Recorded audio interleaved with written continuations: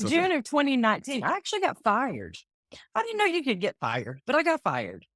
I got fired by our $15 an hour desk office girl up front. Yeah. When she's screaming, "You're fired," I just laughed at her because I don't work for you.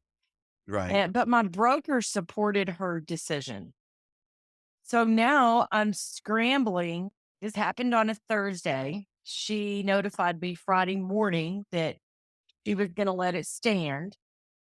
And I had until Monday at 5 o'clock to find a sponsor for my license. So I called Amy Housey at Turnkey. She and I had talked. We talked on the phone a million times. I just love her. She's so easy to talk to. And Amy at that time was doing a lot of land, and that's what I wanted to do with farm and ranch. So I had picked her brain on several occasions. Right. And I called Amy about 3 o'clock that afternoon and said, "Are you looking for a new agent?" And she said, "Girl, I'm looking for you." And I said, "I got fired. I do have an interview at 5. I'm not going to lie to you. But I've never done an interview. I had never Right. interviewed for real estate. So I went on the interview. I got in my car and I had goosebumps all over me. Okay, I get it, God. This is not the agency for me. I went and showed a house. I had to be at a 6 o'clock appointment in Odessa. I went and showed a house. My client wanted to put in an offer, and I called Amy and said, "I need to write an offer, but I'm not writing it for my old agency. Will you sponsor my license?" Within 20 minutes, she's got my license sponsored and I moved on. But I had 17 deals under contract and no process, no method of keeping up with all of this. So Right. I'm not sleeping. So, I'm not sleeping because I'm grieving, but I'm not sleeping because I'm scared to death I'm going to drop the ball and I'm going to be held responsible for somebody's sale. I'm Right. scared. So I finally thought, you know what? This is ridiculous, Jarah. You came from accounting, you work on processes, Create set them. up a process. I And we did. I created Yeah. one. So But because you I have was to have so some of that knowledge, I guess, to create a process. It's not that easy, but I get it. well, I just needed a way to keep up with my dates and to know what's going on with all of these. I mean, he has 17 deals going. I don't know how to do this. So you had 17 deals going at the previous broker and they Yeah. fired you? I was second. I Wow. was Well, the I don't second know who top that producer. broker is, but they are not very smart, and I don't know if they're still around, but dang. I've been invited Um, back. Yeah. Of course you have, because look at what you've accomplished so much and, top producer of 5 years, both areas, right? Both Yeah. MLS. I Yeah. mean, come on, So talk about I mean, I probably that's shouldn't say it. karma. That's karma. Talk about regretting a decision. You know that they are regretting that decision. It was not a decision based on business. That was kind of what I was so stunned by. I mean, why would you let your second producer in the office go? You got an But agent what a that's win, bringing in. right? Yes. And Amy has been, she is, I can't say enough good about Amy. She's been so supportive. I've called her bawling, Right? "Amy, I'm just having a bad day." And she's like, "It's okay, honey. I'll listen." And well, she called me into the office. She sponsored my license on a Friday night. And about 3 weeks later, she called me and she said, or sent me a text. She said, "Can you be in the office at 10 a.m. tomorrow?" And I said, "Absolutely." Well, I'm a little scared. I might get fired again. I don't know what I I've never actually met her in person. Right? And I don't really know. I don't What's know what I'm walking in. I feel like I've been called to the principal's office. I can get that. So I get up and I get dressed and I head to the office and she can't say enough nice things about me. And she said, "I'm just so impressed how you're always so polished and professional." And I started laughing and I said, "Amy." And I opened my jacket. I said, "I got on a Kiss t-shirt." And she said, "It's fine." She said, "Jarah, people work with you because they love you." Right. And I decided early on, because they tell you to Dress for the position you want, dress for success. That's And true. They do. it is true to a point. Well, I I don't get would it. I don't like it. You know me. I well love shorts and flip-flops. I when I first started, I wore slacks and heels and I'm in a jacket and I'm hot and I'm tugging on my clothes and my feet hurt and I'm fancy. And then I decided one morning, you know what? This is bullshit. I'm wearing a pair of jeans and a t-shirt. If they don't like it, they can find another agent. You have to be comfortable because you don't shine. Well, people in general, not you particular, but you don't shine unless you feel good. And I can't handle being in something that's uncomfortable and then trying to, you know, perform. Yes. So I decided that if people wanted to work with me, they will work with me. If they don't, they'll go find them 110-pound blind and 6-inch stilettos. I can refer you to an entire office of men, but I am not one.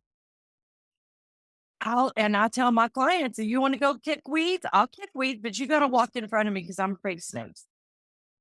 And my clients are like, okay, come on, follow me. Yeah. I, I, I don't know how I did it. Somehow or another, they call me the queen of mobile homes. The queen of mobile homes. I had not heard that. I sell a lot of manufactured housing, a Okay. lot. I sell way more than I want to, but I also believe that everyone deserves a home regardless of their budget. And if Absolutely. they can only afford a $200,000 mobile home, then let's go find one that's suitable. Right. I have stood in properties and went, oh, no, we can do better than this. Let's keep looking. I don't know. I lead with my heart and I tell my clients it's my job to be stressed out. I just want you to work with the lender, provide all of the information that they need. Once we get through this first 10 days, then we can get excited and you can start daydreaming about your new home. But let's get through this first 10 days. Let's do our inspections. You answer the lender, and I will carry the stress of closing. So you've thrown yourself into work for the last 5, 6 years. You use that as a coping mechanism. You've Yes. jumped in, you've gone to seek some counseling to help you make it through. I went to a counselor. Okay, so hospice has a really good counseling coping class. Uh-huh. I tip it. I went to the class. Yeah. I showed up every day. Every time they had a class, I was there. I graduated and I told the instructor, she said, "How do you feel?" And I said, "Well, I never missed a class. I graduating and I know better." She said, "Can I see you after class?" And she told me, "You need to see a grief counselor." So I have seen 2 grief counselors. And during COVID, when we got shut down and nobody's looking at houses and nobody's selling anything and we're all stuck at home, I literally fell apart. That was probably the hardest thing for me. I can't figure out why I can't stop crying because I don't cry, and I was crying constantly. I was physically sick, not with COVID. I felt so bad and I was so overwhelmed. I went to my doctor and crying the whole time I'm in her office because I don't know what's wrong with me. And she said, "Jarah, we call this depression." So she wrote me a prescription and I did my due diligence. I went and picked it up and I brought it home and I set it on the bar and I walked around the counter every morning and looked at it. Do And every morning I made the decision I'm not taking that. do you Even remember June and July talking to me? We talked a lot during COVID for at we did, least like 2 months or so, because we I was at did. the ranch and I remember walking down the road with my phone, having some conversations with you. And you were still picking your brain, trying to improve your systems at that point. How can I handle more? You were trying to find ways to be busy because you weren't leaving the house. Right. So I went back for my 2-week checkup from taking this new medication, and I got my shit in a box. I'm not crying when I walk in, and my doctor thinks, "Oh, look, she's doing good." She said, "So how are you feeling on this new medication?" And I said, "I decided not to take it." And then here comes the tears again. She said, "Oh, okay. Tell me why you don't want to take it." I said, "Because shit happens. This is called life, and I don't want to be dependent on a medication." So she thoroughly suggested that I see a trauma counselor. Right. I've already been through 2 grief counselors, so I don't want to do that again. So I have a friend that we used to work in accounting together, and she's mean, but she is a counselor, and there's no way I'm going to her 'cause she's mean. I have No, a no. feeling you needed that. I did.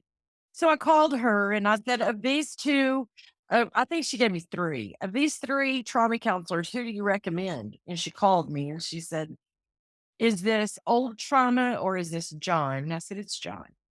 And she said, "Well, I can recommend a really good grief counselor." Well, the guy she recommended was the one that I told off. And I said, "Yeah, I'm not going back to him." Right.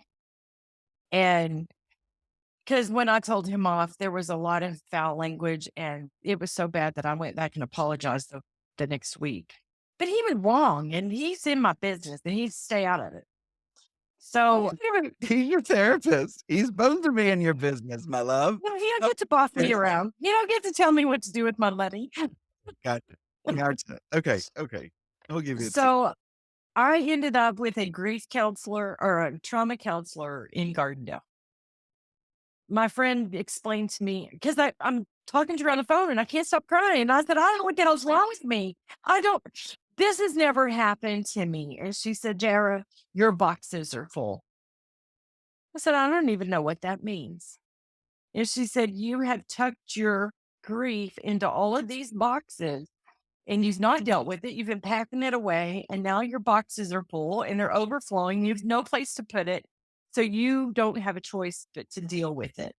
Can anybody blame you? You were in a situation where you had to support yourself, your lifestyle, deal with the passing of your husband, but still put probably a happy face on for your kids and your grandkids Yes. and still move forward. And you And your probably the last clients. person.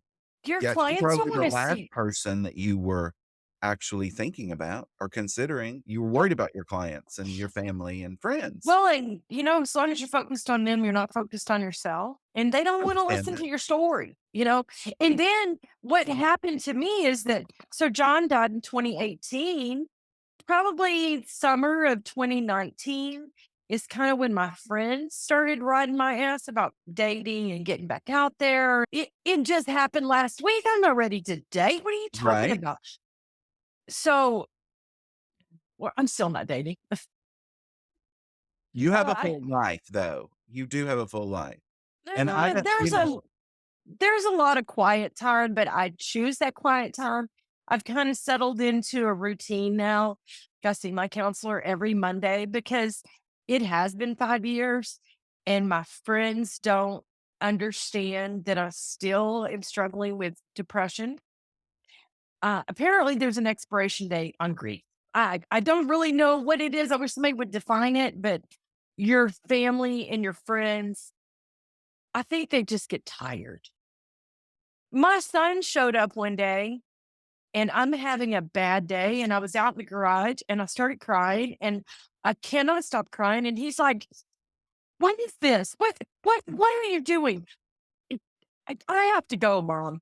He doesn't want to see it. He doesn't want to hear it. It makes him right. very uncomfortable. And I think it's that way for most people. We're not taught how to, what are we supposed to do with the grieving friend? You know, Listen, we we sent flowers. We were there for the first couple of months and then God, they're so sad and I don't know what to say. So they quit saying anything and they quit coming around. You find out real quick who your real friends are. So my biggest my best advice is hire a counselor, someone that you're comfortable talking to because they do understand. And let's face it, I'm paying you, you have to listen to me whine. But it's been probably the most helpful thing. And I like the trauma counselor better than a grief counselor because she understands when something triggers me and I don't Okay. understand what's happening. She can explain it to me that it's a trauma response. I was taking bold. I'm a bold Okay. dropout. I'm a bold dropout. Did you I drop didn't tell you that. down? I did. I dropped out. I knew you were taking it, but And I was really excited about it, but they did this meditation exercise the first day, yeah, early in the I'm morning. taking bold. I'm thinking it yeah, just Yeah. what? Well, the Yeah, meditation thing, and they're like, where are you? I want you to envision yourself. Where are you going to be in 3 years? Where are you going to be in 5 years? Who's with you? Yeah. I lost my shit. I could not stop crying. I cried all day. I could not stop. And, it's bold. You can't leave early. You have to stay. you're I'm a hot mess. putting one foot in front of the other and vision And they the literally child. pulled the ground out from under me. And the next day, so I mean, and I'm not kidding, bold was over at 2:30. I stood outside the building and chatted with a couple of agents. I left. I came home, put my pajamas on, and crawled in my bed at 5 o'clock. And I told Tucker, look at that, 5 o'clock. Mom's already going to bed. I'm over this day. Yeah. The next day, I didn't even get out of bed. I felt horrible. I was physically sick. I really thought I had picked up a stomach bug. And I'm so depressed and I can't stop crying. And I don't cry. I don't cry. I go to work. I get mad and I go to work. And I texted my counselor and I said, I don't know what happened, but I'm a hot mess. And I can't get my shit together. And she said, this is a trauma response. I will see you on Monday. Take good care of yourself. Don't forget to eat, hydrate, and rest. So I went on Monday and I'm running late. So I called her. Oh, I need every minute today. So Right. I called her and talked to her on the way. And when I got there, she said, let me guess. The next day you were sick, you had uh digestive upset. And I said, oh God, yes, I thought I had a bug. And she said, no, that's an adrenaline dump. No. I would have never known that. No. So I found I think it's a great program. I would really like to take it again. I just don't think right now is a good time for me because I was literally blindsided. Well, And I you tried compartmentalize, and it sounds like, and you're focused on work, and to get down and do that other stuff that they want you to do is something that really you're still dealing with other stuff, and you have to it's a process of healing, correct? And yes. you're there to advance in work. Yeah, you don't need head work right now. I need to just Yeah. more. Not that you Well, need to set any more records because you're setting them all, you know? but I like, so you've taken bold. It's all about lead generation. And Right. I don't lead gen. I don't What? lead gen. I don't lead gen. I don't know how. I am, I follow up. I know what my people are looking for. I go through the hot sheet. I'll do a quick search. I text them and go, hey, I found this house. What about this one? Are you guys still looking? I do my own. I mean, technically, it probably is lead gen. It It's is follow up. Jarah. It's Jarah style.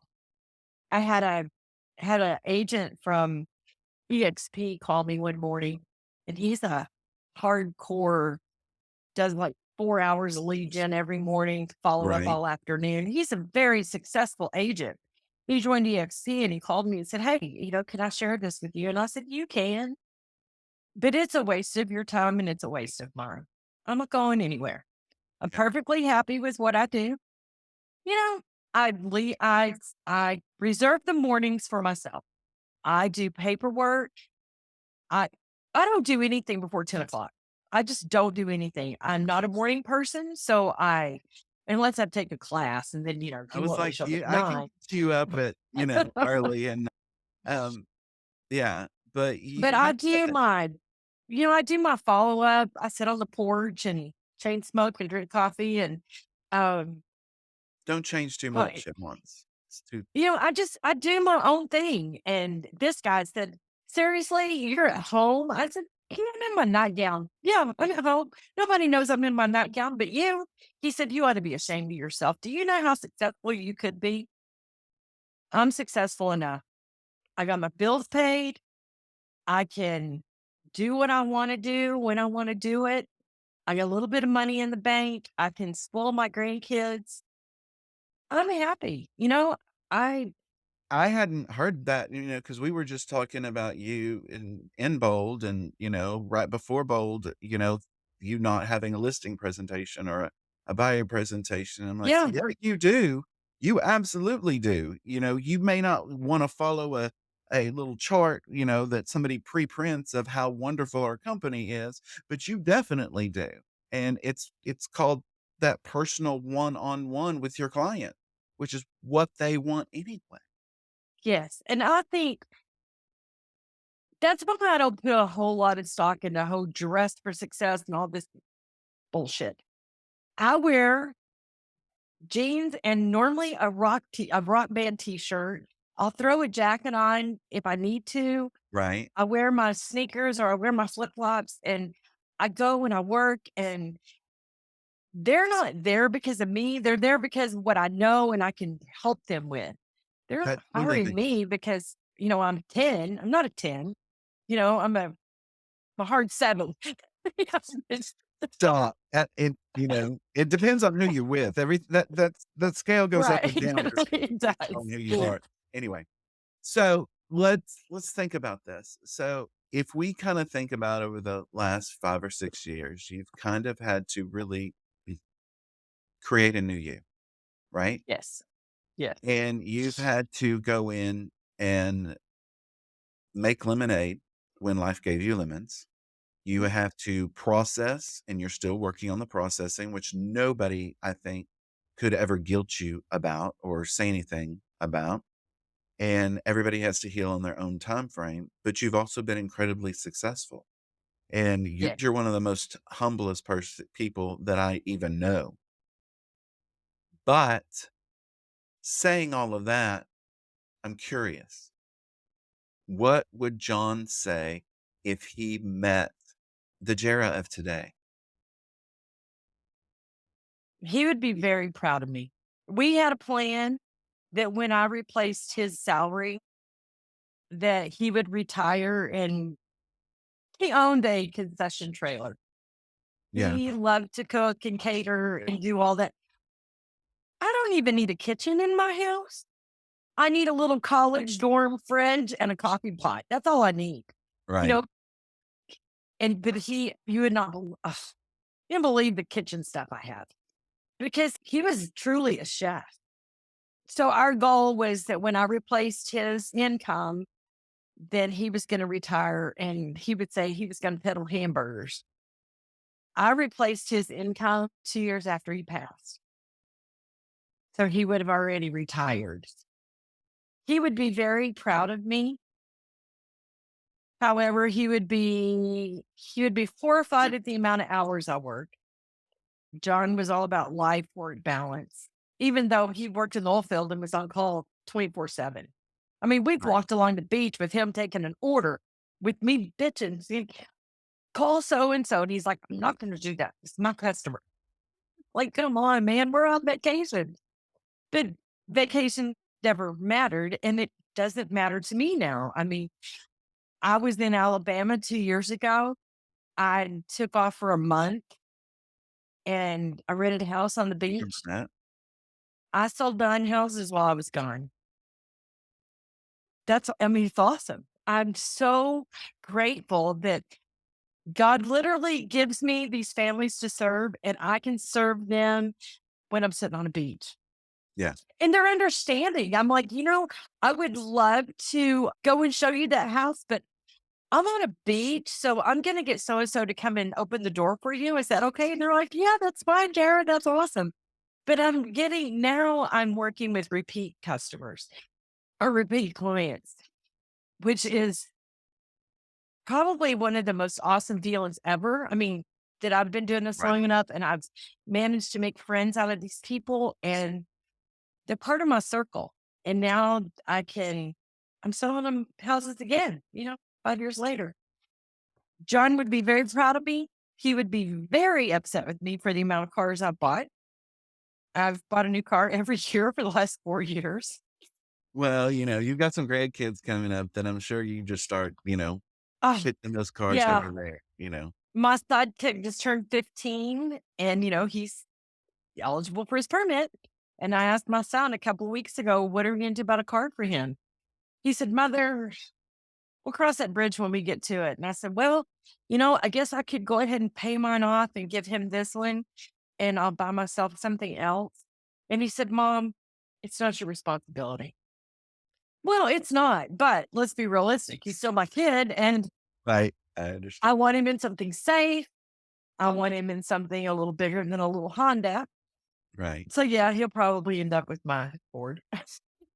Well, I want you to know that you continue to inspire people. Your dedication to your clients is something that people need to only experience. But I know beyond a shadow of a doubt, because we have people that we both know, that you continue to inspire people and they very much care and love you.